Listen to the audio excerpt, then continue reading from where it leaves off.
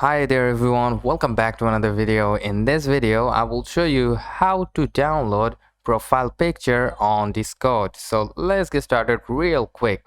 Alright, first of all, let me just remind you guys real quick that you need a browser and you need to log into your Discord account on that browser. If you have the software in your operating system or in your Windows, it won't work simply. So first of all, go to your browser and log into your Discord account onto the web browser. Alright, so let's go to our Discord account, go to the Discord website, and from here you need to log into your account on the web. So I'm going to do that, and as you can see, here is my account. So now what you need to do is to go to any of your profile picture or any of your profile or someone's profile that you want to download the profile picture from. So like I want to download my own profile picture, so I will go to view my profile, and from here you need to tap on the F12 key. Okay, on the keyboard press on F12 and it will open up your inspect element. From here you need to click on this icon right here and tap on that, and then from here you can see a drop down menu. Just tap on the drop down icon, again drop down icon, again drop down icon, lastly from here another drop down, and until you are seeing link like this, CDN Discord app like this one. So when